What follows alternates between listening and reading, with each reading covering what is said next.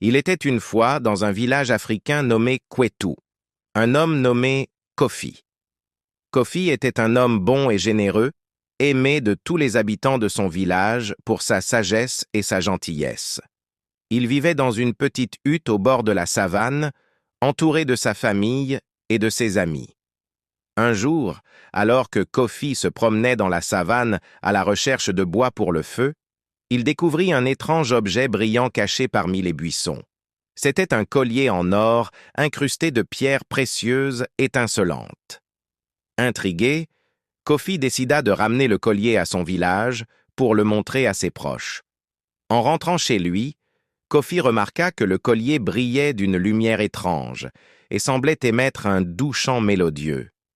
Il s'agissait d'un collier magique doté de pouvoirs mystérieux qui échappaient à la compréhension de Kofi.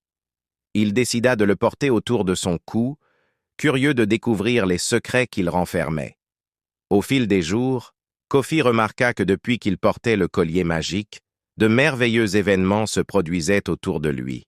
Les récoltes étaient abondantes, les animaux de la savane venaient paisiblement jusqu'à sa hutte, et la joie régnait dans tout le village. Les habitants étaient émerveillés par les changements positifs qui s'opéraient grâce au collier magique de Kofi. Un jour, alors qu'il se promenait près de la rivière, Kofi rencontra un petit garçon nommé Tunde. Tunde était un jeune berger solitaire qui passait ses journées à s'occuper de son troupeau de chèvres.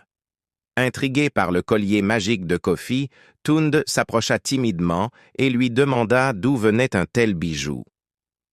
Kofi, touché par la curiosité et la gentillesse de Tunde, lui raconta l'histoire du collier magique et des merveilleux événements qui avaient suivi sa découverte. Fasciné par le récit de Kofi, Tunde proposa de l'aider à veiller sur le collier et à en percer les mystères.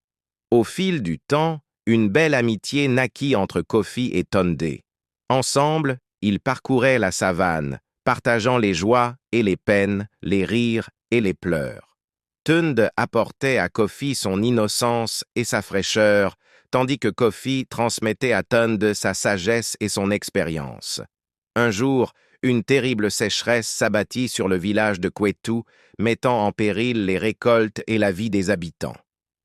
Malgré les prières et les offrandes faites aux esprits de la nature, la pluie refusait de tomber, plongeant le village dans le désespoir. Kofi et Tunde décidèrent alors de tenter quelque chose d'inédit. Ils se rendirent ensemble au sommet de la montagne sacrée, portant avec eux le collier magique. Là-haut, dans un geste de solidarité et d'unité, ils se tinrent par la main et chantèrent une douce mélodie, invoquant la pluie et la fertilité. Et soudain, un miracle se produisit. Des nuages sombres se formèrent dans le ciel, le tonnerre gronda et la pluie se mit à tomber, douce et bienfaisante, arrosant la terre desséchée. Le village de Kwetu retrouva la vie et la prospérité, grâce à l'amitié et à la solidarité de Kofi et Tunde. Ainsi se termine l'histoire de Kofi et du collier magique, une histoire de relations familiales et amicales, où la générosité, la sagesse et la solidarité triomphent toujours. Que ce conte inspire tous les enfants à cultiver de belles amitiés et à faire preuve de gentillesse envers les autres, car c'est là le véritable trésor de la vie.